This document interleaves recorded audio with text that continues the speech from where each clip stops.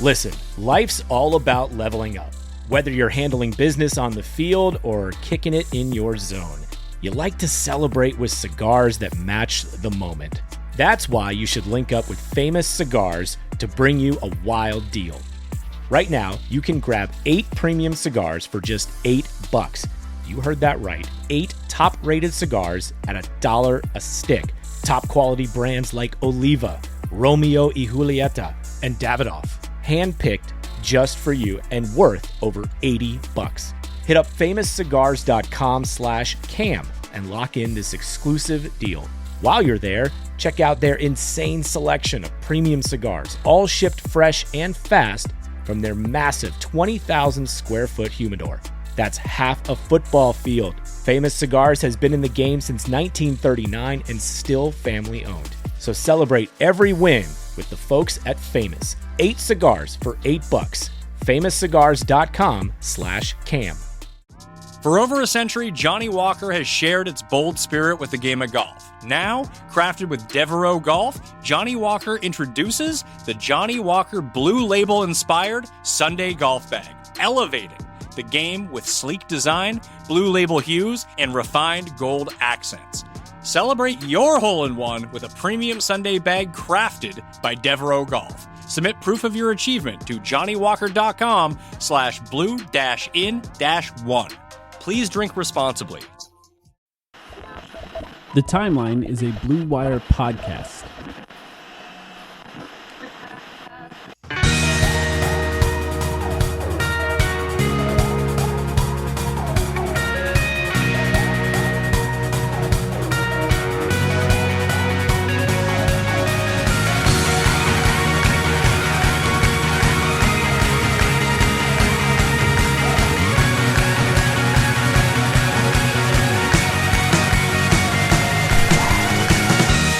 Welcome to the Timeline, a Phoenix Suns podcast, and welcome to Internal Development, a series of 5 podcasts covering the 5 most important young Suns players. My name is Mike.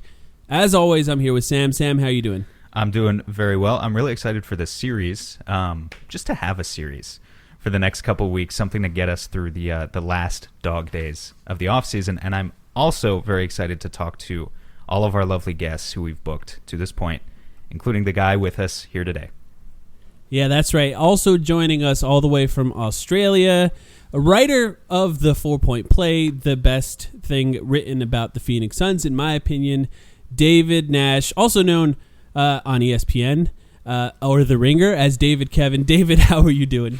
I'm doing good, guys. It's good to join you guys, and I feel very honored to kick this series off with you. I think it's a really good idea that you guys have got going. And Sam, I know that feeling of just having something to set your watch to for the next few weeks as you're kind of trying to churn out these podcasts in this little dead period before, I guess, training camp and preseason. So, yeah, I'm really excited to delve into the player that you've picked off the top here, because I think it's a really interesting discussion to have. Well, I figured this probably beat out the Chandler Hutchinson emergency reaction pod idea that I also had this week. So, yeah, you know. Yeah, and I just quickly, to explain this to those who maybe have not heard what we're doing yet, the idea is we took 5 of the most important Suns players, the young ones, the ones who are likely to improve going into next season, and we're going to do an individual podcast on every single one. And the 3 things that we're going to try to talk about for each one of these players is what they're good at right now, so who they are currently, what they can improve on, so that's the internal development part, and then how confident we are that they will improve in each of those individual categories. And I think this is a good way of taking a look at the Suns this current offseason, because they didn't do much. They really didn't do much in this offseason. The main 7-8 players that played last season are the main 7-8 players that are going into next season. So when we talk about this team improving dramatically year over year, JaVale McGee's not going to make a dramatic improvement for the Suns, but small improvements across the 5 youngest players on the team could make a dramatic difference for this team going forward. So we're going to take a look at all of those. And today, we're going to talk about the most important player for the Phoenix Suns, in my opinion, Devin Booker. So that's what we're going to do. Let's get right into it. Now the story about an NBA team that lost everything and the one thing that had no choice but to make them all better. It's internal development. All right, David, we're going to start with you. Since you're our guest, we're going to put you right on the spot right off the top. Let's talk about Devin Booker. When you think about Devin Booker, just in general, and who he was, I think particularly last season, because Booker in previous seasons was a little different, I think, and there's some things I want to talk about with that in previous seasons than he was last season once Chris Paul got there. So how would you, just a general perspective, how would you describe who Devin Booker was last season for the Suns? Devin Booker last season for the Suns was probably the premier, if not one of the couple of premier shooting guards in the league. And I think I get what you're alluding to here a little bit. And I was kind of, as I poured over the stats getting ready for this podcast, I think there was a real shift this year away from some of the trends that were moving in the right direction for Devin Booker's game, kind of taking a little bit of a back seat as Chris Paul came to lead this team. And that's only natural when you've got a guy like Chris Paul coming in to play the point guard position. You could argue, I suppose, that there was already a little bit of a shift there with Ricky Rubio coming in the season prior.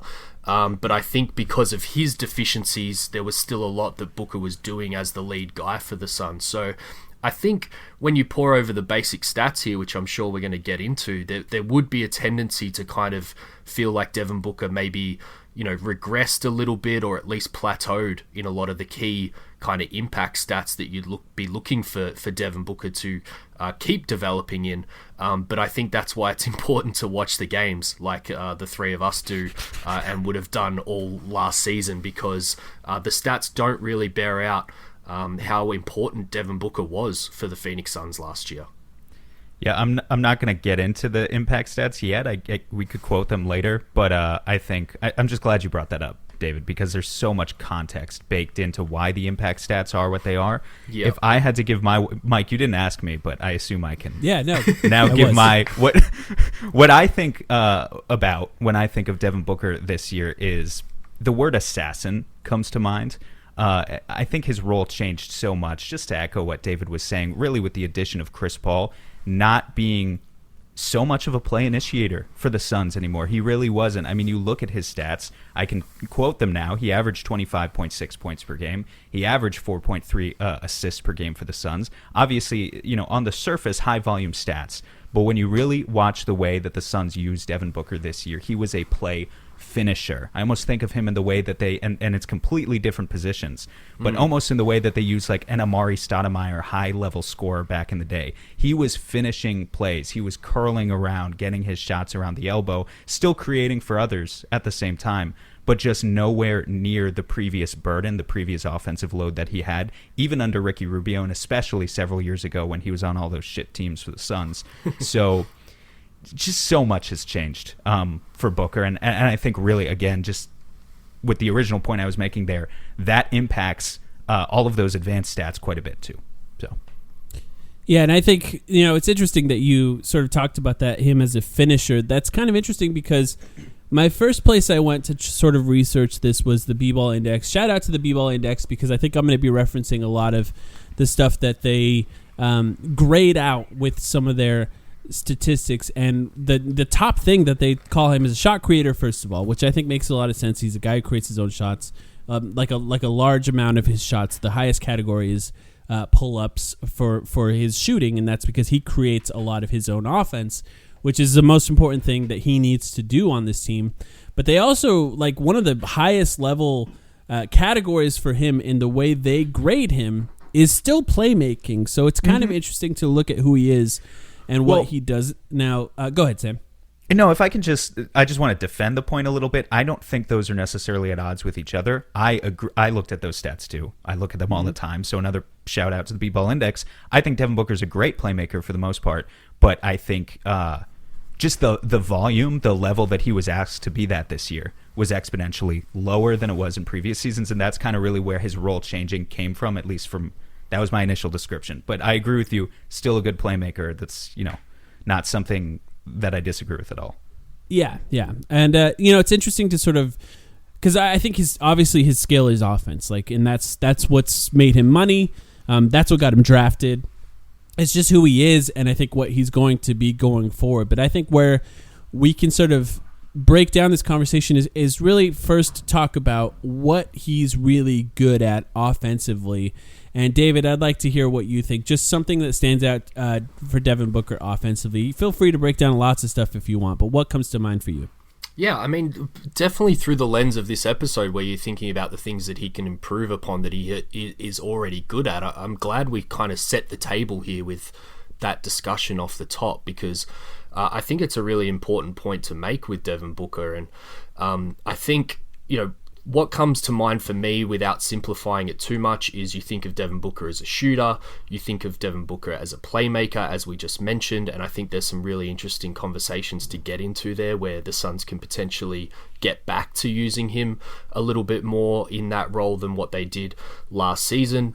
You mentioned the defense there, Mike, which has obviously been a hot topic of Devin Booker's 6 or so years in the NBA so far and is definitely trending in the right direction. But, if you were to define Devin as or Book as, a single kind of archetype in the NBA, he is a very traditional shooting guard these days. Yeah. He is a scorer. He's a finisher, as Sam said, and that's what the Suns are going to continue to expect out of Devin Booker. So when I think about, this topic and where he can improve and where the further development can come in, my mind automatically goes to all of those aspects of his game that he can get another 5 or 10%. And I guess one point that I really wanted to make, and I'll throw it in now rather than forgetting to throw it in later, is the reason I'm really glad that you guys started with Devin Booker is not only because I'm glad to be on the pod and talking about him with you guys, is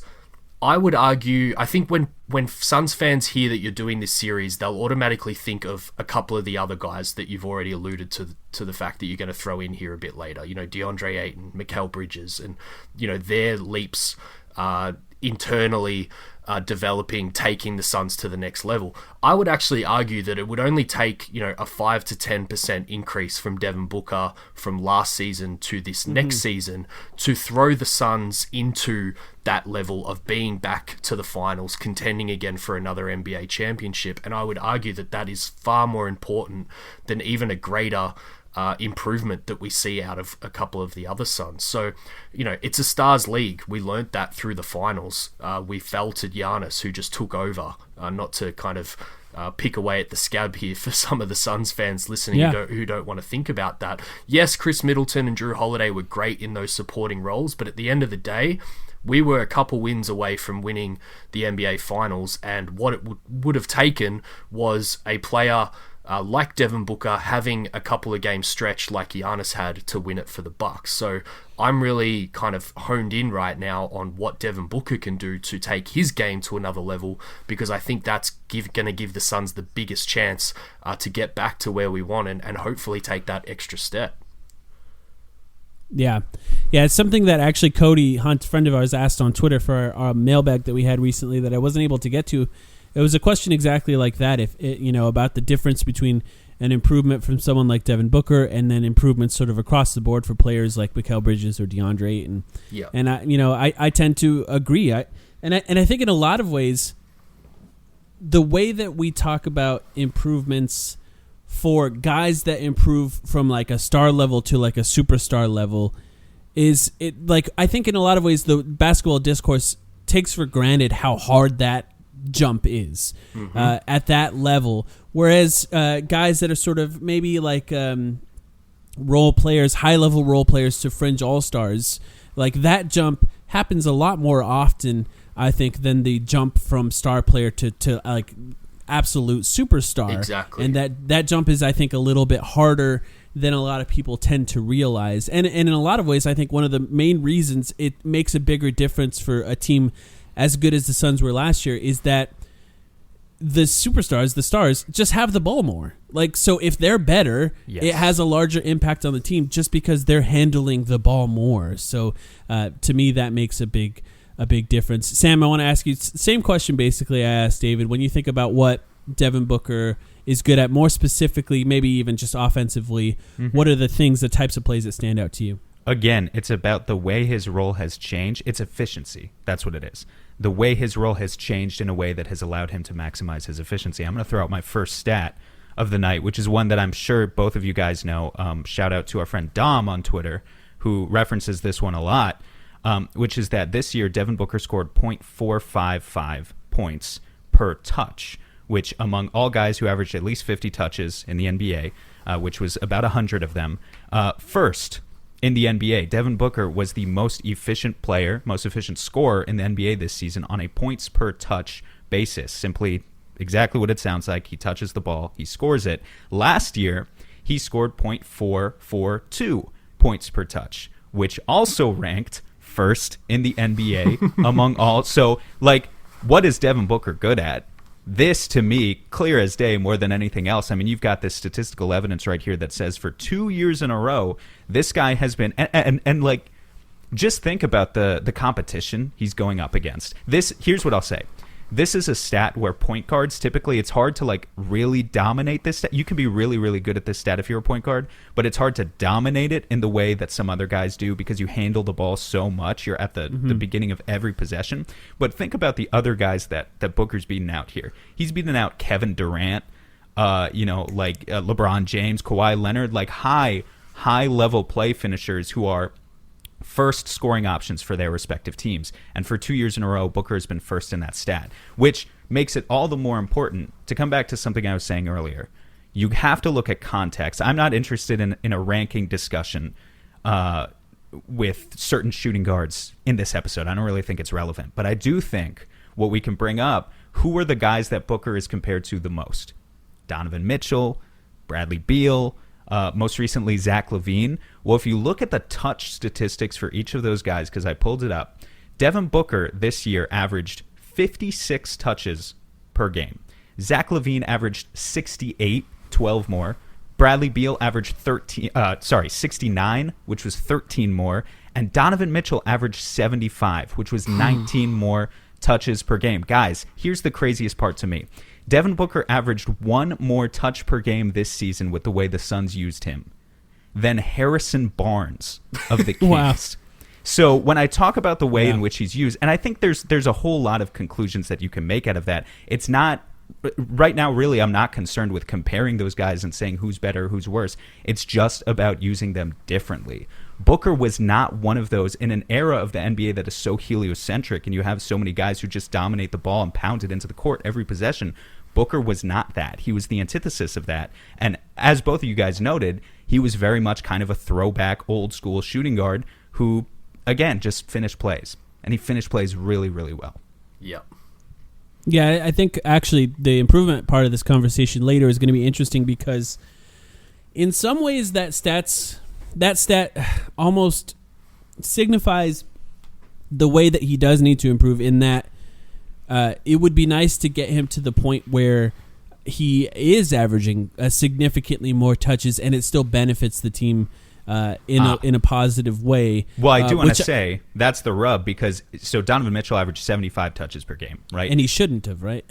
Well, that's a conversation for another day, honestly. But 2 years ago when the Suns won 19 games, that's exactly what Booker averaged too. We've seen a rapid, almost like 25% decrease in his handling of the ball. We saw it first with, the numbers dropped under Rubio. Really, it's a Monty Williams thing is a big part of it too. But we saw a big drop under Rubio and then an even bigger drop this year under Chris Paul. So he's done that before. He's like handled the ball that much before. Can you do it again in a way that benefits the team? On the same roster as Chris Paul, I think probably not.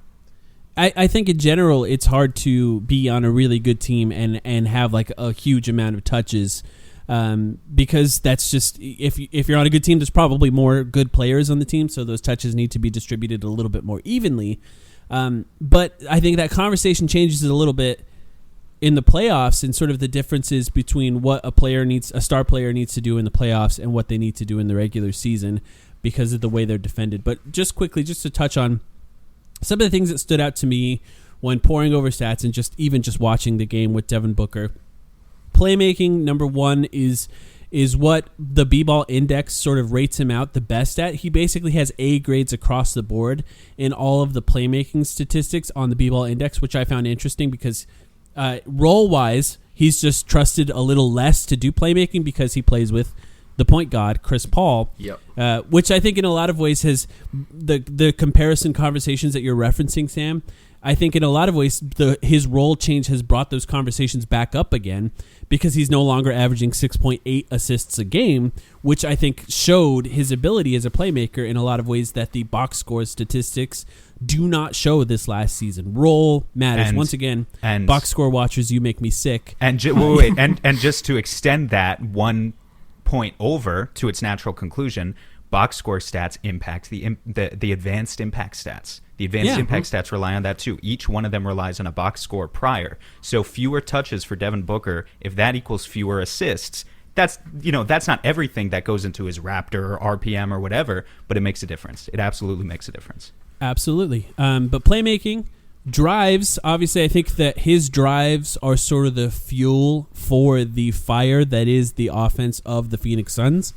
Without his ability to break down his man or use a screen to properly penetrate, whether it be into the paint, the mid-range area, or at the rim, that is probably, outside of what Chris Paul does in a pick and roll, the most important thing for the Suns, and probably even more important than what Chris Paul does in the pick and roll, because without, Chris Paul is who he is now. He's not really getting to the rim that much.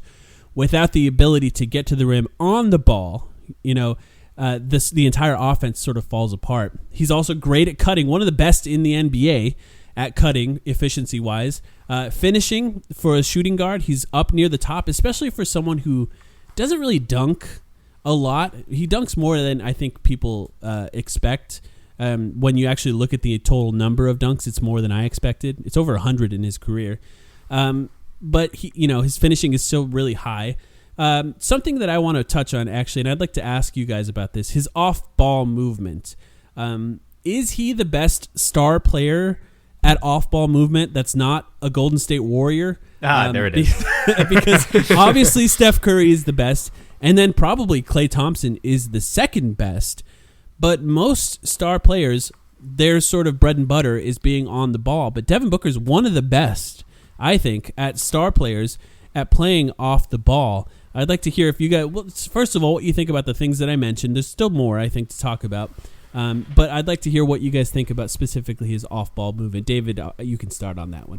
Yeah, I mean, again, I think the start here is setting the table for the rest of the discussion in terms of improvements. So there's some stuff that Sam went over before in terms of his scoring, and then coupling it with what you just mentioned with his playmaking, I think is something that we should definitely discuss in a little bit here. But as far as the off-ball stuff goes, I mean, I love it. I try and highlight it as much as possible. I know you guys do as well. I have the coined nuisance trademark for Devin Booker, whether it's from the opening tip where he screens DeAndre Ayton's man to get him the opening lob, or all the back screens that Devin Booker runs. Before we hit record, we were talking a little bit about the Spain pick and roll being the kind of premier schematic thing that Monty Williams kind of went to in the clutch, and that is reliant on Devin Booker's off-ball movement, running off screens and then setting back picks and popping out and creating gravity to himself to get himself a bucket or get others buckets a lot of the time. So I think the reason that it's not spoken about a lot is, I think when you talk off-ball movement, you're either thinking, the Steph Currys of the world, like you mentioned, which gets highlighted a lot for his own buckets or for others, or you're talking that kind of, particularly in the shooting guard mold, like a JJ Redick, Landry Shamet, Clay. That I was just mentioning Shamet because I know you guys spoke about it on the pod not that long ago in terms of what they can do as off-ball movers. I don't think we really see that with Book. I actually think he's a pretty poor shooter, kind of running around screens and kind of falling away from the rim, which kind of factors in actually to a lot of his poor shooting numbers, particularly from deep, in my opinion. But a lot of his off-ball movement, particularly because of the role that he plays on this team and the gravity that he has, generally means buckets for others, and it's generally DeAndre Ayton, quite often Mikal Bridges, and Chris Paul himself as well getting to his spots because of Devin Booker's off-ball movement. So to categorize it, I think it's a really sacrificial role that Devin Booker plays, and I guess to answer your question, Mike, it's a role that you don't see the star of a team playing very often in the NBA.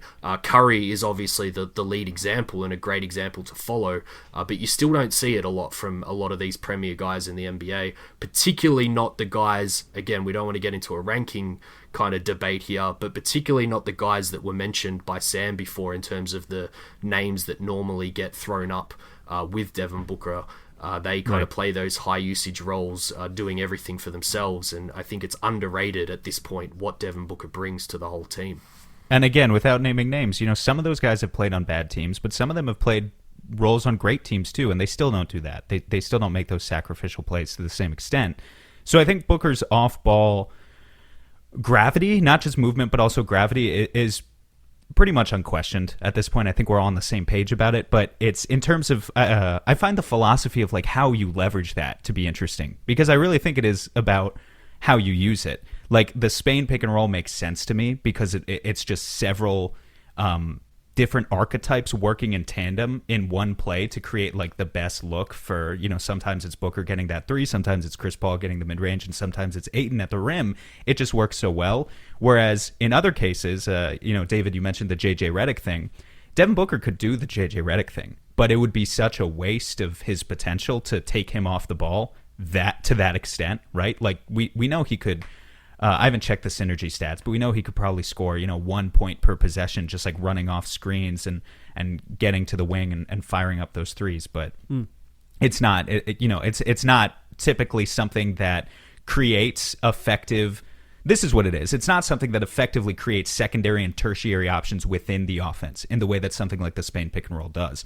And so I guess just to commend Monty Williams a little bit, I think he's done a really good job of finding ways to leverage Booker's gravity in a way that isn't just allowing Booker to be the finisher, the assassin that we know he can be, but gives him that option to pass to someone else and make a more complete play that's team centered. Like that's what really puts him on the cusp of being like playing a superstar type role. But now it's just about finding some ways to continue to maximize that and really get him to be as elite as possible.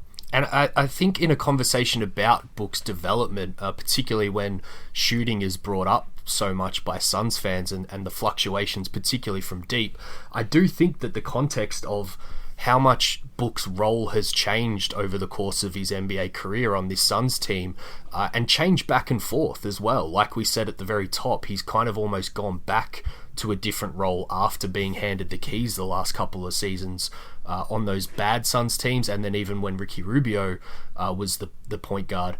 And obviously it changes quite a lot when you bring in a guy like Chris Paul, but this is probably something to set the tone for a little later when we talk about our confidence level in what might improve for Devin Booker. But I do think it's worth noting up the top here that you've kind of got to bring that context in. He's not a superhero. He's improved a lot and taken on a really, really large role on this team and was kind of thrown into it before he was ready. So when you look at his kind of classic shooting stats and you see those fluctuations, you do have to think about how his role has changed from season to season and how it wouldn't be easy to just throw yourself back into a different role and keep that consistency. So one reason why it's one of many reasons, and we'll get to it later, but one reason why I'm really confident that particularly the shooting from deep, now that they've kind of set this team up the way that it is, might improve, is because anytime that Book's had time to work on something like that, we've generally seen improvement in the right direction. So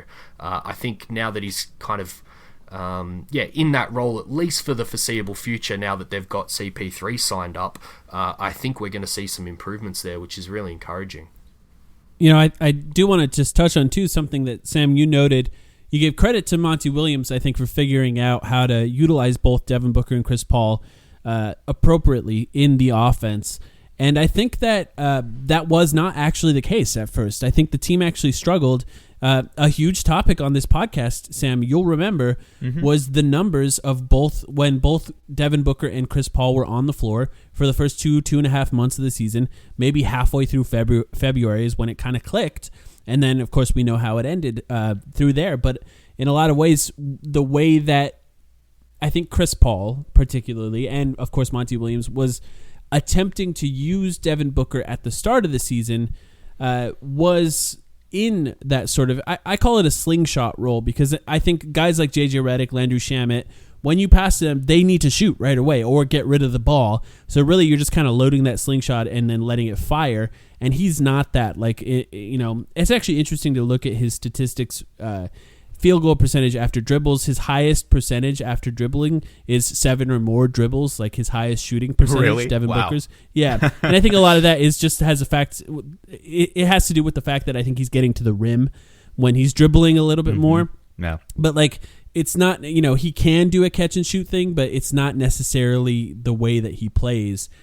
So I think when you look at Devin Booker's stats for this season particularly, and I'm going to get more into this later, in a way, you can write off some of the things that happened this season and expect, and David, it sounds like you're thinking this too, expect more of an improvement from him next year just because of the specific statistics this last season. I'm going to get into those, but two more things I want to get into.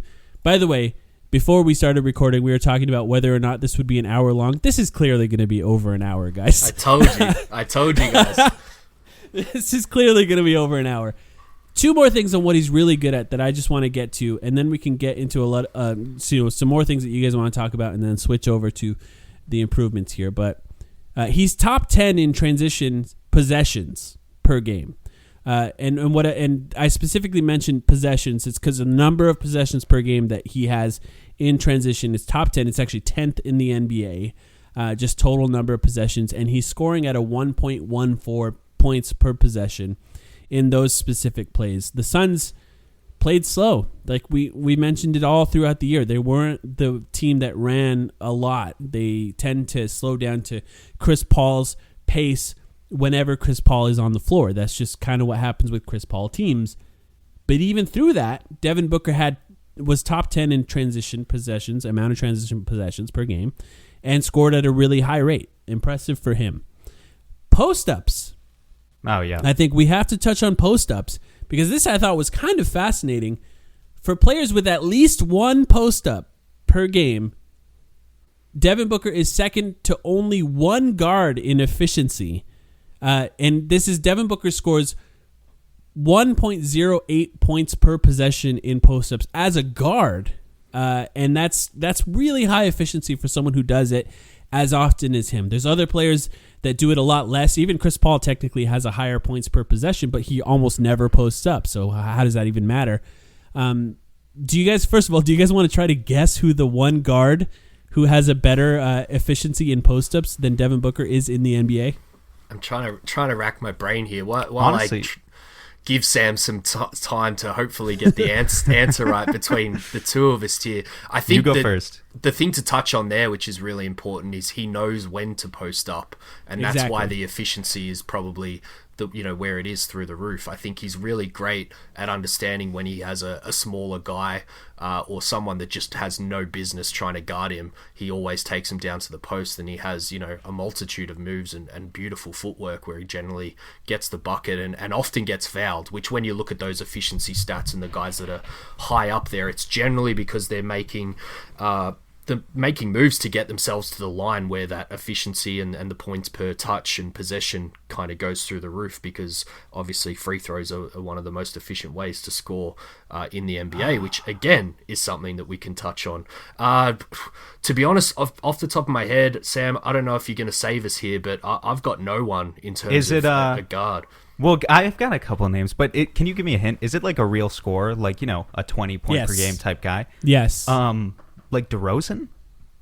Well, actually, interesting. DeRozan, I didn't count as a guard, and I looked this up because DeRozan played more. He played actually power forward quite consistently on the Spurs this last season. I looked up what he's listed as now, and he's listed as a small forward. But DeRozan is number one Oh, okay, cool. in points. So that's a good guess. I feel kind of good about that. Like Beal? The answer, it's kind of a cheat. It's Luka Doncic. Ah. So even though he is a guard, he's technically a guard. He's the size of a small forward.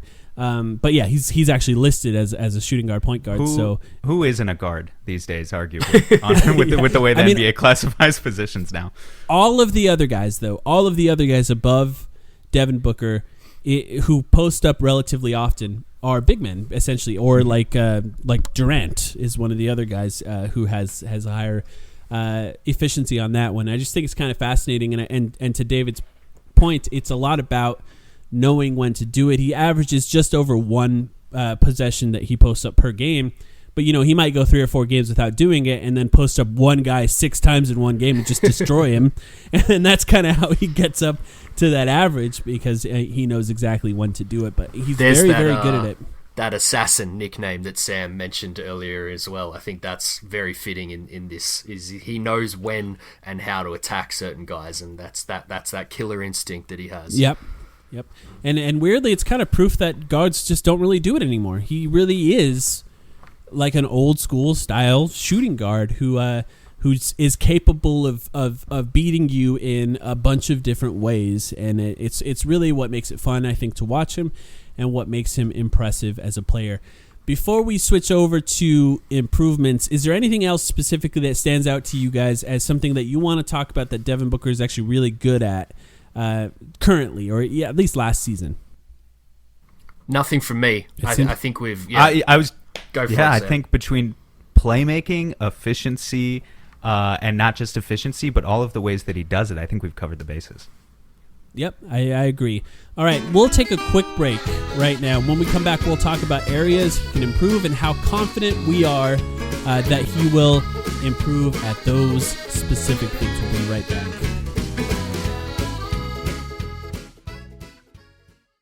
This episode is brought to you by Ro. Confidence is everything. Women can sense it, and trust me, they love it. But if you're in your head worried about performance, that swag, unfortunately, gentlemen, it's gone.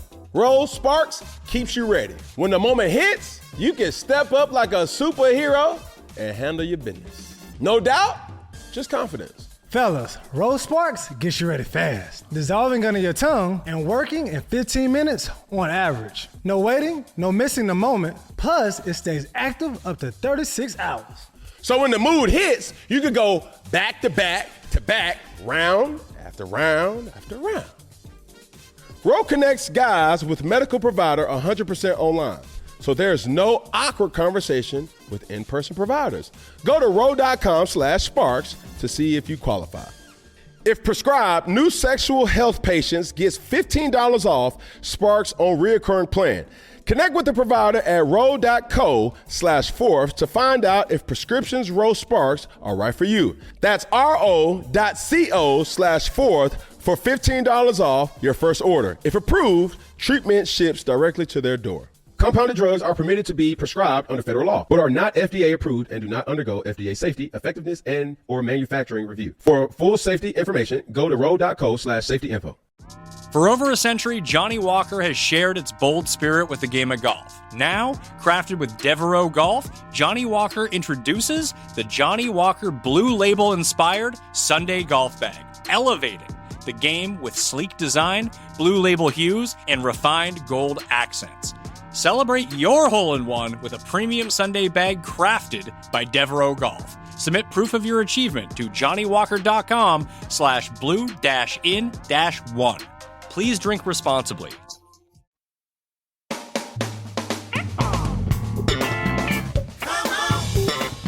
All right, welcome back to Internal Development, talking about Devin Booker and ways that he can improve. And I think when it comes to Devin Booker, I think we should just get the two obvious things. We'll talk about the two obvious things here, and then maybe get a little more specific with Devin Booker. But the two obvious things I think everyone listening to this is going to expect us to talk about when it comes to Devin Booker: 3-point shooting and defense.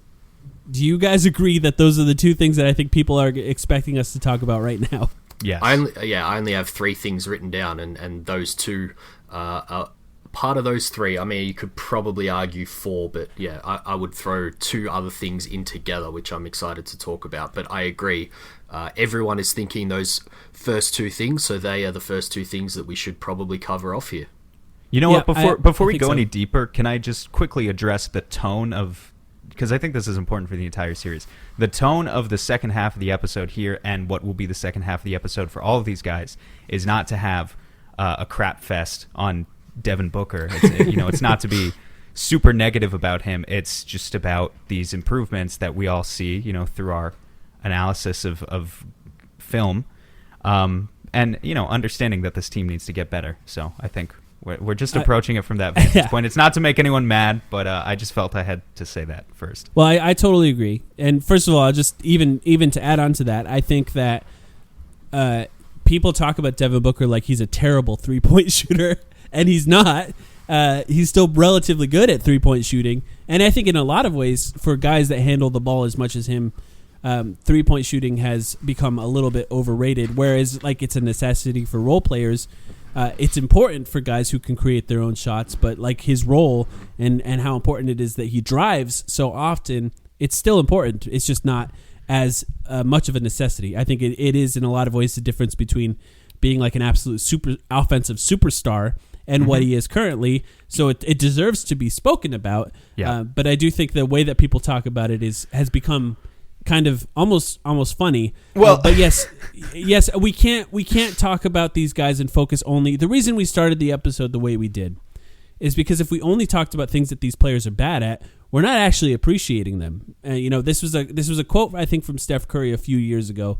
He said, in a lot of ways, basketball media tends to focus on what players are bad at in a way that precludes them from enjoying the things that they're good at.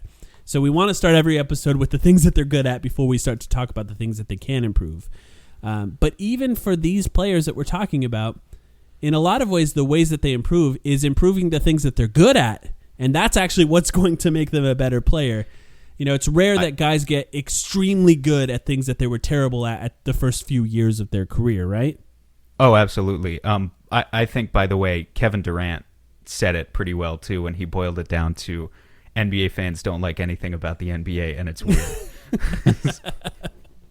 Yes, that's true. Well, David, I want to start with you, too, here. So it sounds like you have some stuff on 3-point shooting. Let's start with 3-point shooting. With Devin Booker. When you think about him improving, first of all, why do you think he's not as good of a 3-point shooter as maybe he was thought to be when he was drafted, and how do you think he can improve? Honestly, I think I said it before. I think it's just change in role and dramatic change in role from season to season for Book. I think we saw him win 3-point championship early on in his career, and that was when he was a little bit more as a spot-up guy for the Suns, even though it was already trending to him being handed the keys to the offense for Phoenix around that time. But I think if he came in as the guy he was drafted to be, I think we'd be talking about a guy right now who is one of the premier 3-point shooters, spot-up shooters in the NBA, because that's what he was, what he was at college.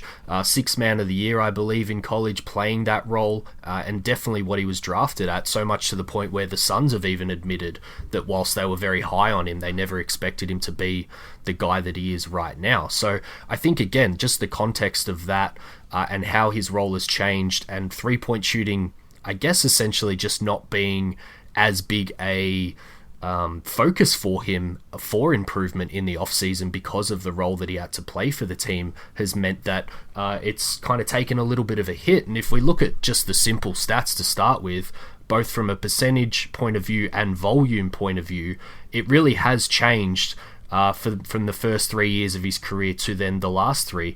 He went up 2% every year in the first 3 years, from 34.3 to 36.3 to 38.3, and the volume went 3.8, 5.2, and 7.1 attempts a game, and then it both pretty much trended in the other direction from 18-19 to the last year here with the Suns, where he went dramatically down to 32.6, back up last year, or the season with Rubio, I should say, to 35.4, and then down again this year to 34. And the volume is probably the one to really talk about here, as he's gone from 6.5 down to 5.7 and down to 5.5 attempts per game. And I think when you think about the, I guess, normal Suns fan complaining about Devin Booker's shooting, it may not so much be about the percentages. I think people have been more concerned that he's just gone away from shooting the three maybe as much as he's had. And if we're talking about improvement for next year, I would love to see just the volume come up, and I would be pretty confident that we'd start to see the efficiency come up as well. I don't know what you guys think. I absolutely agree that you got to keep him honest. Mike, what do you think? I think just a statistic to sort of help to really solidify what you're talking about there, David. What Devin Booker shot percentage-wise this season was essentially the same exact percentage from three that Trae Young shot. And it's kind of funny to think about the way that people talk about each one of these players as far as three-point shooters, but Trae Young shot more threes, and I think that volume matters as well when it comes to this specific conversation. But it is kind of funny to think about those two guys essentially being even in three-point percentage for this last year. But Sam, I want to hear what you think specifically. I know it's a conversation that you and I have had a lot, and you've talked a lot about Devin Booker from three. But what do you think? A lot. Well, first of all, Trae, by the way, he shoots more and he shoots them deeper, and I think people just remember the 30-foot bombs, so that probably makes a difference with reputation there. With Booker, and I'm glad David was talking about the change of roles, because I think it's important that we acknowledge the fact it's a short offseason again. It's a really short offseason, especially with the fact that he played in the Olympics, and it was a very short offseason last year as well. These guys only have so much time to work on stuff. And, for him to have come to the point where he's gotten of running less than 10 pick and rolls at Kentucky that one season to becoming an elite pick and roll scorer, I really think the three-point shooting has been put on the back burner for most of his career at this point. So now, if we transition to a point, if we believe in Devin Booker's work ethic, where hopefully this is the thing that he needs to work on, in my view. There are other things, we will talk about them, but Booker ranked in the 56th percentile this year as a pull-up three-point shooter. To your point, Mike, that's he's not even bad. He's clearly not bad at it. But if he could go from 56th percentile, being basically a slightly above average pull-up three-point shooter, to the 80th percentile, it doesn't even have to be 95th, 100th, but 80th, with a little bit more volume, if he could do it, he's already a 26-point per game scorer. I see no reason why just that change alone couldn't easily make Devin Booker a 29 to 30 point per game scorer for the Phoenix Suns. It's the number one thing. We've talked about it a million times for a reason. It really makes such a huge impact in dragging out the defense and creating more space for everyone else. Mm-hmm. Just actually on that point, Sam, interestingly, Devin Booker's in the 94th percentile in three-point gravity. So teams still guard him out there, and he's in the top 6% of the league as far as teams being willing to chase him around at the three-point line. And I think that's very, very good for the Phoenix Suns, first of all. And I think part of it is he's very good at corner threes. He doesn't shoot a lot of them, but he's still very good at it. And I think there is just sort of the fear of maybe he doesn't shoot them at a really high percentage. If you leave him open, though, he's going to knock them down and he can kill you there. I think evidence of that is Game 6 versus the Lakers in the playoffs. I think they were playing back on him a little bit in that game, and he kind of killed him with 8 out of 10 from three in that specific game, the most threes he's ever made in a game, as we all know how it went there. And that was incredible. But yeah, I think for him, the three-point shot, I think, is going to be the thing that is, I think, sort of the most obvious improvement that can be made, that when and if he has a great season, say even if he goes back up to 38% over 7 attempts per game like he had a few seasons ago, but with a better team around him, that's almost how you just get into the MVP conversation, because it's just so obvious. Like attempts and percentage are just easy to see, and I think for a lot of people that can shape the narrative on him as a player. And I think those are important, and I think we can talk more about the three-point percentage. But before we get into defense, I just want to point out a few things that I noticed looking at Devin Booker's stats and play types over the last few years. And I think what I found is, I think that I underestimated the extent to which Devin Booker technically had an off year this last year. And it's kind of remarkable to talk about him having an off year in a year that they made it to the NBA Finals. But here's one specific stat. Well, I'll go through a few, and then I'll touch on the one that I think stood out to me the most. Devin Booker scores, first of all, 1.42 points on his cuts per possession, which is like remarkable. But that's actually down from 1.59 in 2020. And for handoffs, this one's not a dramatic difference, but 0.97 points per possession on handoffs, down from 1.01 points per possession on handoffs in 2020. We call that the Aaron Baines effect, I believe. Yeah, that could be as simple as just having another guy that's really great at screening, and Saric is not that. But this is the one I think that kind of shocked me. Devin Booker points per possession as a pick and roll ball handler. So this is outside of the 3-point conversation. We'll get into defense after this. Points per possession in 2021, 0.85 points per possession on 3.1 pick and roll ball handler plays per game, obviously way down. In 2020, he had more than double that, 6.5 possessions as a pick and roll ball handler. And it was 1.02 points per possession. So in 2021, he dropped from 1.02 points per possession to 0.85 points per possession as a pick and roll ball handler, while cutting that play style in half. So Devin Booker in the 2020-2021 season was still an excellent player. I think he improved in the playoffs and the team made the finals. And obviously, I think there's a lot of credit that goes two ways: Chris Paul, Devin Booker. But, David's been talking about him changing his role year to year. Looking at that one specific stat, and then other play type stats where he actually got worse in the year that the team got much better, I think there's a case to be made that the amount of change this last season, the amount of role change for him, caused him to have a down year in a way that almost like if you're betting on MVP, not that I'm going to make this recommendation, if you're betting on MVP it's legal. For the 2021-2022 season, if you made a bet on Devin Booker just by looking at these stats alone, I would understand that, because maybe the Suns have the best record in the league next season just based on, keeping the majority of their team together. Maybe they don't.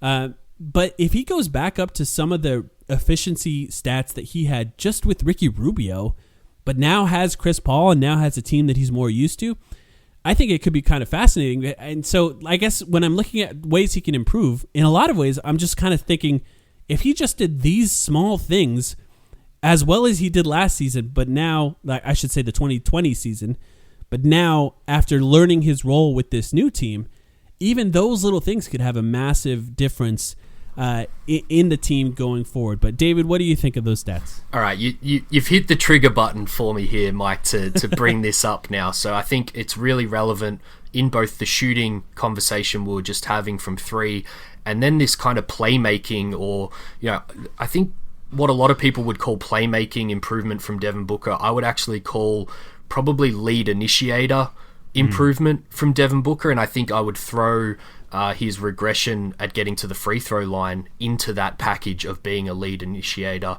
because it is a scoring, playmaking for others, and getting yourself to the line, type of role. And I think the really important thing here, and why I'm so confident about Devin Booker next season, you just touched on it exactly. I don't necessarily see it as things that he has to do that are new or different. I see it as a combination of, as you said, getting comfortable with what his role is on this team now, and also the team and Monty schematically getting back to some of the stuff that was working. One thing that I've been a little bit critical of Monty about since Chris Paul has joined the team is he hands the keys over a little too much to Chris Paul, and why would you not? It's one of the best point guards to ever play the game.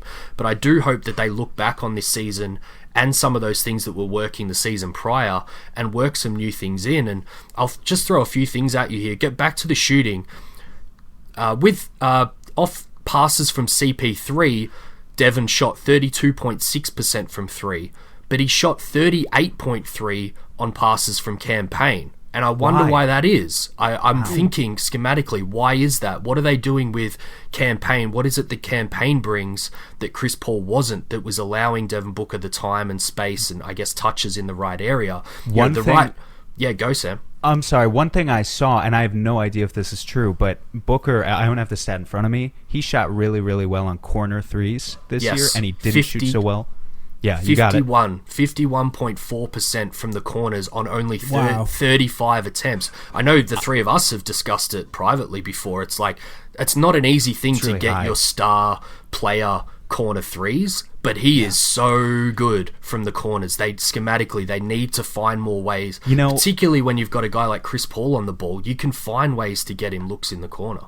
I guess so. So my hypothesis there, and I don't know if it's true, but I wonder. Campaign has some level of inside gravity. He really tries to put pressure on the rim, and guys will collapse.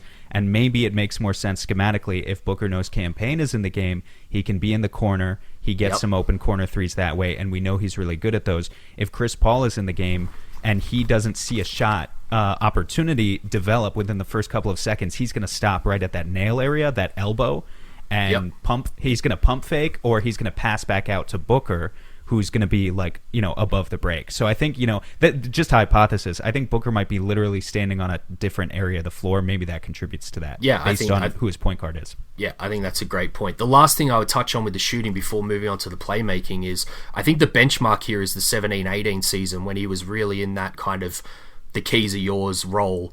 He shot 36.4% on pull-up threes on 3.7 attempts a game, which was I believe half basically his attempts per game. So it's there. He's done it before, and that's where the context of, I don't think it's necessarily something he has to do brand new. I think it's just something that he needs to get back to. And if he can get near that benchmark, that's when we talk about, the superstar status that Mike was alluding to before, when you throw in a couple of these extra things. But Mike, the reason that I love the playmaking and why it kind of triggers something, it's easily the thing that I'm most passionate about. I think the shooting stuff is the kind of easy pickings here with Book's game, but Sam mentioned it right at the top there with those stats from Dom about Devin the last 2 years being, the best guy in the NBA basically on efficiency per touch. Devin Booker also was the best, or one of the best, in pass to assist percentage the last 2 years. I've got it here.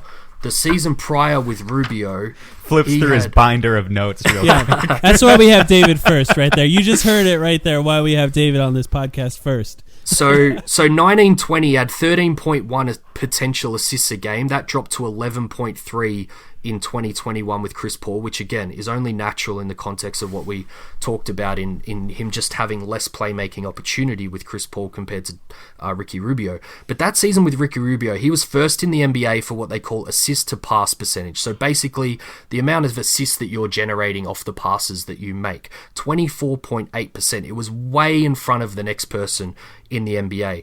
He was still fourth among qualifying players in the NBA this last year. Yes, it dipped to 19.28%, but it was still really, really, really good.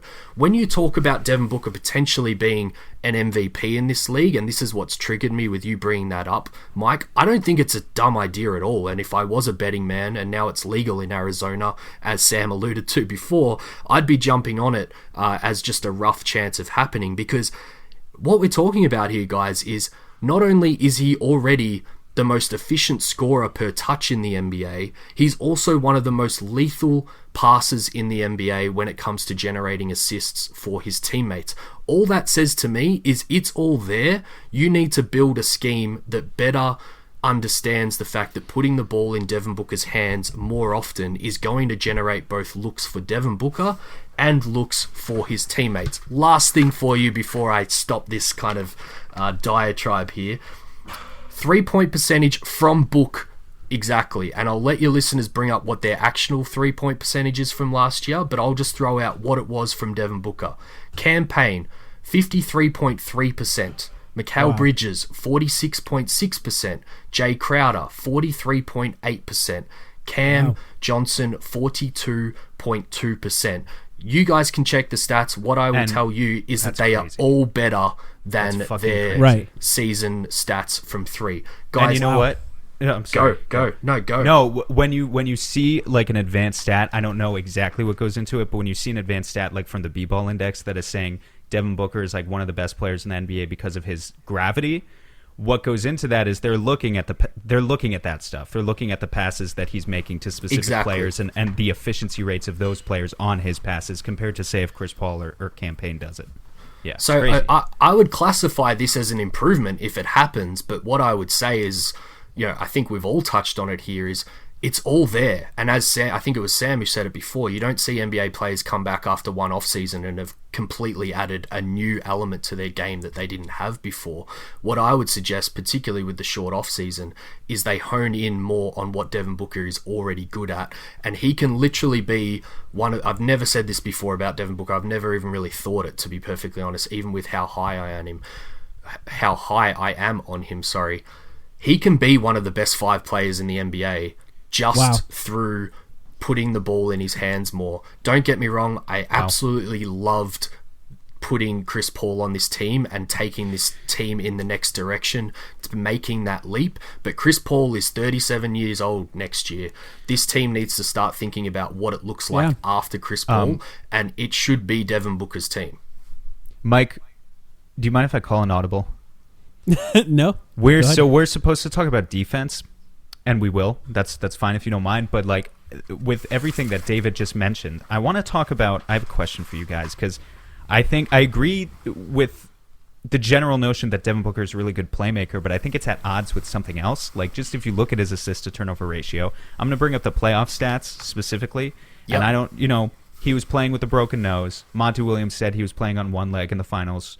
Again, we're nitpicking. We know we're nitpicking. But when you've got 100 assists to 81 turnovers for the entire playoffs, which is what Booker's stats were, there's something not quite clicking there. And so if you believe in the playmaking, which I do, and I went back and I really looked at like every single turnover that Devin Booker had in the playoffs, and I specifically looked, I was watching for if I could identify any sort of looseness with his playmaking that concerned me, and frankly, I couldn't. The vast majority of his turnovers were relatively conservative reads that were made with two hands. It wasn't like, a weakness with the right hand or the left hand, or getting flustered more than average, at least. Wasn't the Steph Curry behind the back turnover? No, it wasn't. Yeah. There wasn't that. But he's still racking up those turnovers. So there's something at odds there, and I think it's ball handling, and that's what I want to ask you guys about. It's one thing to be a great playmaker. When you actually talk about having the ball in your hands in that heliocentric fashion, where do you guys rate Devin Booker as a ball handler right now? And when I think about ball handling, I'm talking about his ability to be pluckable versus unpluckable. His ability to be, we know he's like a capable ISO scorer, right? But it's a little bit different to be like a space creator, like create space for himself. For me, that was one of the big things I identified here that I wanted to talk about in addition to the defense. But first, I'm curious where you evaluate that right now with him. I mean, like as far as like Hooper versus basketball player. Yeah, I didn't phrase it like that, but sure. Devin Booker is much more of a basketball player in ball handling than he is a hooper. Everything else, I think you could classify him as a hooper. And I think people who know this conversation that's had on Twitter, you know what I mean. It's a stupid way to talk about it, but also I think it's an interesting way to classify these guys. In that Devin Booker rarely over dribbles. I think so much about what he's good at is an efficiency of movement. It's something I've talked about in a previous video we made for a YouTube channel about how Devin Booker scores. It's a rarely is there a wasted movement in what Devin Booker is attempting to do. But I will say this on that point, in this frequency of pull-ups. So I think this is a conversation about multiple things here, because I think when it comes to ball handling, a lot of that has to do with isolations. So when it comes to frequency of pull-up shots, in the regular season in 2020-21, it was 48% of his shots were pull-ups. In the postseason, it went up to 61% of his shots were pull-ups in the postseason. Because of the way defenses defend teams in the playoffs, it forces stars to be somewhat of a creator on their own. And this is sort of adds to my statistics about how Devin Booker just needs to get better at the things he was doing better previously. And I think, David, you made me think that it's more of a Monty Williams conversation than it is a Devin Booker conversation. But players who had at least 3 isolations per game, this is kind of a surprising statistic to me. Booker was actually more efficient than LeBron last season. Did you guys know that? Did not know that. No. But for players who had at least 3 or more isolations per game, he was still bottom 4 of the players that do that. Now, there's like 25 players. There's not a ton of players that have 3 or more isolations per game. The players that he's better than are LeBron James, Jason Tatum, and Russell Westbrook. So it kind of gives you an idea of where Westbrook's like way last. Yeah, in this statistic, I'm sure. Obviously. But just on that alone, Booker is at 0.85 points per possession in isolations in 2021, down from 0.95 in 2020, which would shoot him up that list pretty dramatically. So I think that, to your point, Sam, I would actually rather he improve at ball handling than 3-point shooting. I almost think it's more important that he gets better at that. 3-point shooting matters, and shooting more matters.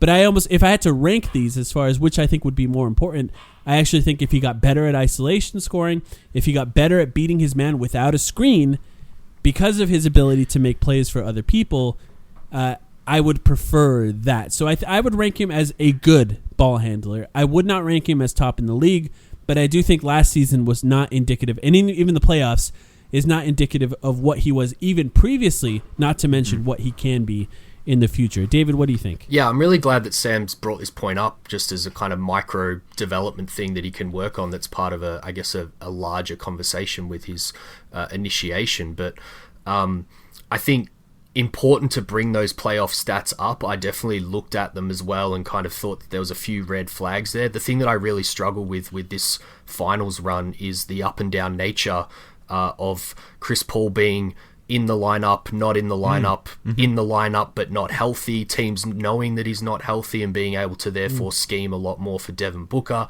And campaign too, actually. And campaign too, and I think that in a way is a small microcosm of what I've been trying to say all episode in terms of what Devin Booker's career has been like, with change, every few games in the playoffs being kind of equal to the change every few seasons throughout Devin Booker's career. I like to think that he would have fared better if the Suns played all season that way with Devin Booker as the lead initiator, and therefore when he was thrown in those situations in the playoffs, he didn't over-dribble into some spots. I don't think he's an over-dribbler by any stretch, but to Sam's point on the amount of turnovers, I do think he got himself into some tricky situations there where he maybe took one extra dribble than he should have and then turned the ball over, trying to make the right pass to someone or just getting it plucked from him. And I just think that is part of the context of, not to give him a total pass here, and it's kind of what I'm getting at here with next season in the regular season, going back to giving him more reps in something that statistically he's shown to be very, very good at already, so then when it ramps up in the playoffs, and even when he's got a guy like Chris Paul next to him, he can hopefully fare a lot better. Because yeah, you're right, the turnovers are something that he needs to address, but what I've seen from Devin Booker is a really steep learning curve in his career, and something that he's really, really good at, which we'll get to at the end, I suppose, in terms of our confidence in him making these improvements. And then I think that repetition will only mean positive things. The other thing to throw in here as a really small thing is the free throw attempts, which regressed after going up every single season of his 6 years in the NBA so far. I wonder whether that's, again, the Chris Paul influence, whether he's got into his ear a little bit. Chris Paul... It's just touch related too, I mean. Well, yeah, and he's 37 years old, Chris Paul, and not known... he gets to the line foul baiting and things, but not known as kind of...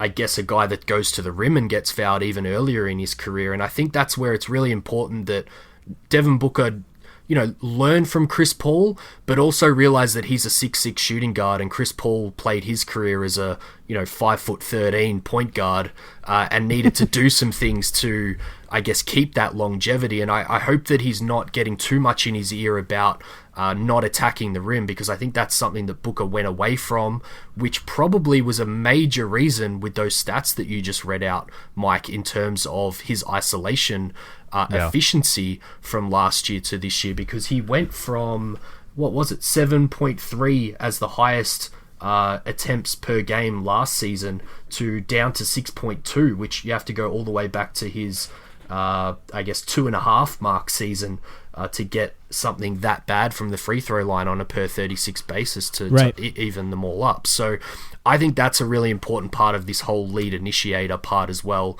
I think at certain times throughout the season, I wondered if Booker was carrying an injury because I just wasn't seeing him attack the rim like I was used to seeing him in seasons gone by. And I just hope that wasn't too much of the Chris Paul influence, saying don't get yourself knocked. You can get to the line in other ways through, rip-throughs and stuff, because I think Chris can't do what Devin can do, and I'd love to see Devin attack a little bit more again. Not to mention those rip-throughs will, some of them at least will go away this year with the new officiating. I think the other thing that's amazing about that, what you just said, David, is it's so easy. Like, we know Booker is a great finisher. Yep. We have the stats to prove it. So he just needs to do it. And I think with one stat that I really like that Basketball Reference tracks is they actually split up the turnovers, and they tell you the number of bad passes that a guy throws versus the number of times he lost the ball. And I think it's really interesting sometimes to express that as a ratio. I don't calculate the exact ratio here, but I have the numbers just to say that, Devin Booker last year, he threw 102 bad passes. He lost the ball, as in he was stripped 52 times. So it's a ratio of about 2-to-1. If you compare that to, and obviously when you look at a ratio like this, on both sides it's bad. Like, no matter what, a turnover is a turnover. But when you compare him to Chris Paul or Cam Payne, the lead ball handlers at the point guard position, both of them had a ratio there of at least 3. In Cam Payne's case, I think it was close to 4, of way more bad passes being thrown versus times where they get stripped. I think what that points to is Devin Booker's getting stripped more than he should. And in a way, it's unfair to compare him to Chris Paul, because Chris Paul is like the most unpluckable person ever. But why would Monty trust, Chris Paul in ISO settings in the clutch maybe a little bit more than Devin Booker with 15 seconds left or whatever, in some cases at least, or with 5 minutes remaining in the fourth quarter? I think you can look at a stat like that and see he's seeing a few too many examples of Booker being plucked. And I think it all goes hand in hand. Like, if he would stop, he's so insistent in some of his offense at this point. And again, I feel the need to reiterate that we're nitpicking everything here. But it's like, we know he's so good at the elbow. We know he has that shot. But we also know that he attracts so much attention at this point in his career that if he stops, if he doesn't get the shot he wants immediately and he stops, well, now he's got 3 guys surrounding him. He's 15 feet out. Sometimes there's no easy pass from there, and you've got guys swiping. And once they swipe, that's how they get him. And I feel like in a lot of those cases, to what you're talking about, David, if he just pushes through and doesn't stop for the initial elbow mid-range, we know he can hit it. We know it's there. But if he converts a couple of those into, no, I'm just going to push through the wall and go straight to the rim, he's either going to get fouled or he's going to make that layup. He can finish with either hand. And I just feel like that would boost his efficiency a good amount.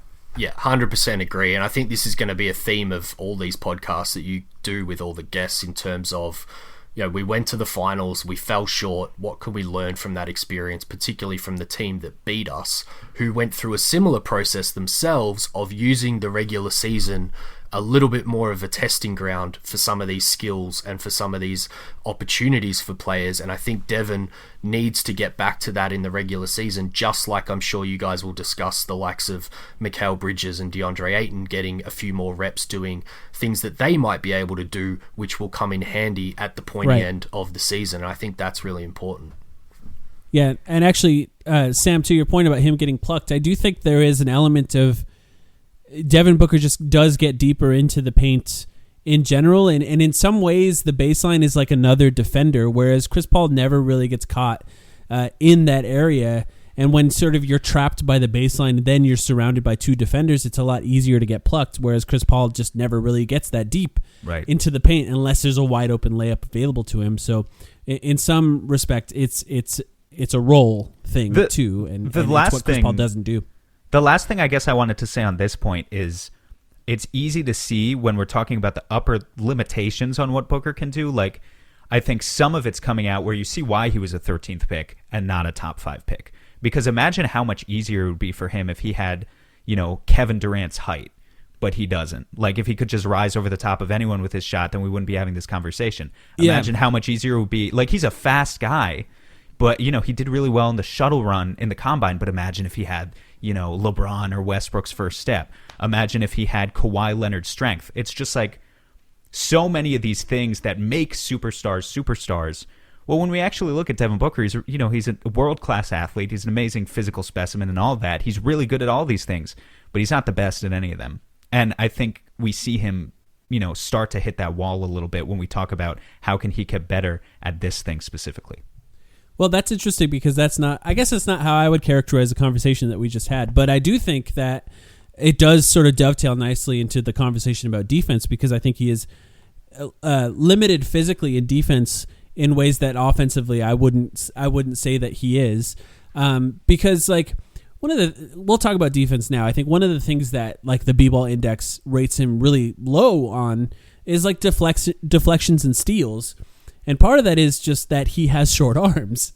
Like guys that have really long arms tend to be better at deflections and steals. And that's something that, like when we talk about, which we will get to, the confidence in him improving, I don't imagine that he's going to get much better at deflections and steals throughout his career. I imagine he's going to be graded relatively low in that specific aspect for like the rest of his career, just because of how he's built. But there are things I think defensively that he can improve on. And we can switch to that. David, I said let's keep this kind of short, because I think when it comes to Devin Booker improving defensively, there are probably small things that he can do that can improve as early as next season. But when we're talking about these massive leaps, I don't think it's going to happen, and that's okay because of the amount of weight he carries on the offensive end. But David, what do you think about defensive improvements for Devin Booker? Yeah, I think I can keep this pretty short. Not to say that I don't think it's important, but I think you're right. What I think most Suns fans listening are probably thinking about are some of those playoff series and then the Tokyo Olympics, where we saw Devin Booker really lean into certain situations where he became a great on-ball defender. And when I think about defense, particularly for a guy like Devin Booker, who's the star of his team or one of the stars, what you really want from a guy like that who isn't defensively inclined and doesn't have, I guess, the measurements, like you said, Mike, that hold him back a little bit. You want him to be able to guard his position on most nights when I guess it's not the absolute superstar on the other team. And I make that distinction because I've mentioned this before with Booker in the past. He does have that tendency to want to take on that challenge of guarding the other superstar, and I think it holds the team back a little bit. Monty even referenced it, I think, sometime this season, that he asks for that challenge and Monty struggles to say no to him. But overall, with CP3 getting older, he's going to need to hide more.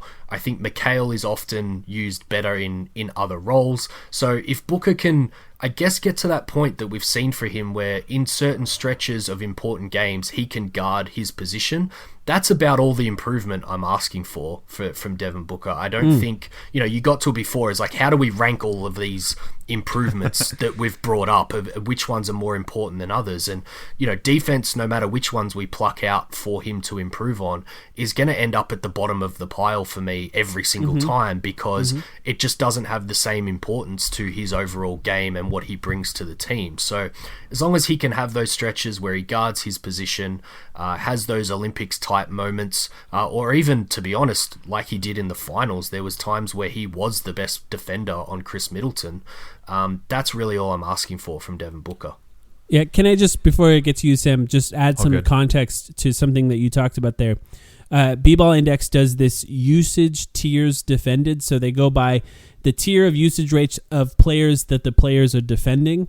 And so the usage tier 1 would be like Mikal Bridges spends the majority of his time guarding players in the top usage tier of the other team because he's guarding the players with the ball the most.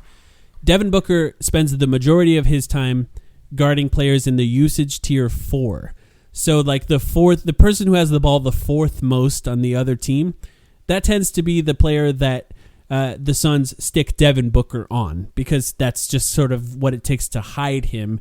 And I think that's something that he will continue to do. And I think that tier 4 is probably the lowest you can get for a guard, because I think tier 5 in a lot of cases is big man centers, the largest players on the floor, which Devin Booker is not really going to be guarding. But it's also a lot of corner 3-point shooters who are like bullshit corner 3-point shooters, where it's like this PJ guy shoots. Tucker.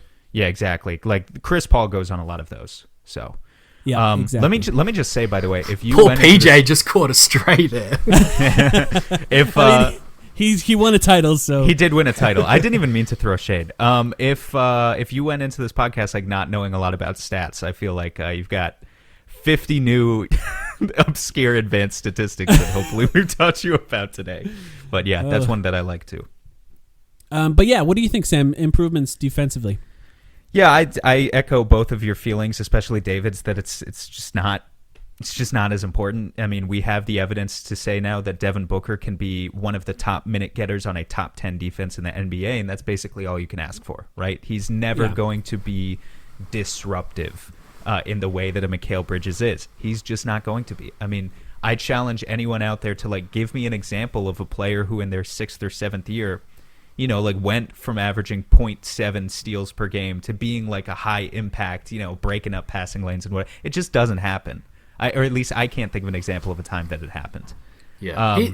One thing to, I guess, nitpick at, and we've, you know, given the disclaimer many times, it really is nitpicking here, but I know you guys have talked about it quite a lot. He's not great off ball. So if we're talking about the context of him quite often guarding the guy in the corner or being hidden on the 4th usage guy, as Mike has said, when we've all seen through particularly the lens of the last few months of the Olympics and the finals that he is more useful on ball, again, schematically to Monty, I would challenge him to find ways to get him more on the ball without overusing his energy, because clearly he is a more capable defender on the ball than he currently is off the ball. So he either has to improve dramatically off the ball and stop getting beat backdoor and things like that and falling asleep on the weak side, or get himself on the ball a hell of a lot more, which I would be scared of because of you know, the fouls and the energy that it exceeds. So if you're going to challenge him to one thing, it's like, all right, we're going to put you off ball,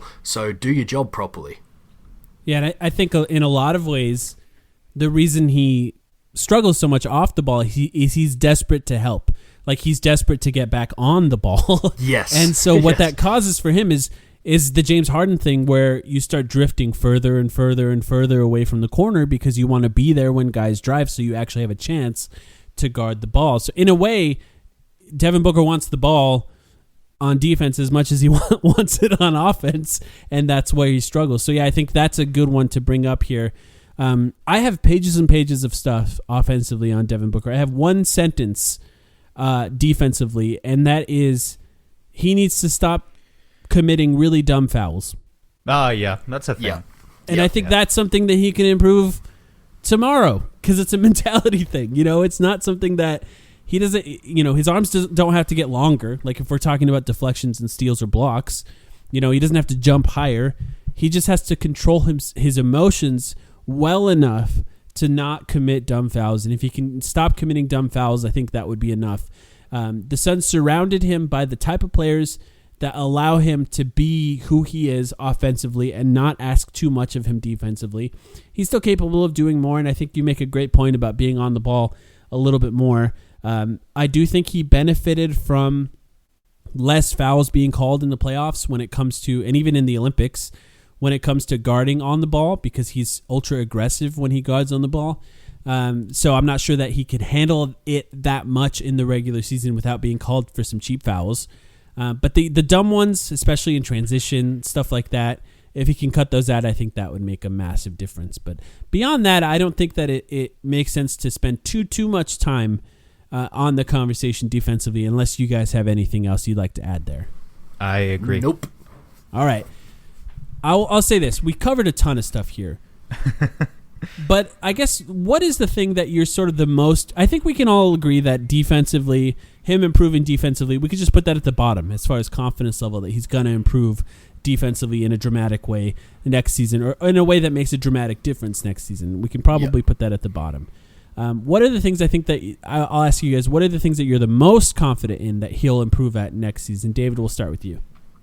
I think it's that lead initiator role, because he's done it before. It was how he, I guess, earned this role that he's been thrust to begin with. I've said it a million times this episode, so I don't need to go over it again. The context is that he's had to change back and forth between a couple of different roles with some really different point guards in the last couple of years. And as we see, hopefully CP3 maybe take some games off, or take some stretches of games where he gets a little bit more rest. I would love to see Monty put Devin back in those positions, and I think we'll see him flourish. Sam, what do you think? Well, I would really like to counter David and be like, oh, no, I think he's going to become a 40% pull-up shooter, but three-point shooter. But I just honestly, it's the play initiating stuff. I think the continuity is really going to help there. The continuity of having the same crew back who he knows he can lean on for the corner threes and the above-the-break threes, the dunks and whatnot, and really just having a certain familiarity with those reads once he gets into that mid-range area. Again, I know he's got all the talent in the world to do whatever he wants to do. I think it's just about shoring up some of the tendencies. And I think he can get there, but it's a bit of a mindset change. I've never played basketball at a even close to professional level, but can you guys imagine what it must be like to play your first ever 70 games with Chris Paul? A guy that you absolutely idolize, particularly going from Ricky Rubio to Chris Paul. I just don't think we noted enough during the season. I know you guys made a point, as you said before, Mike, particularly early on in the season, to talk about what wasn't working and what they needed to do better. But just what a huge adjustment for Devin Booker coming into stardom in the NBA to have to make. It was a great move by the team, but yeah, I think you hit the nail on the head, Sam. The consistency now of having that full season in the rearview mirror and then going into this season, I'm actually really excited about how they can kind of springboard off that.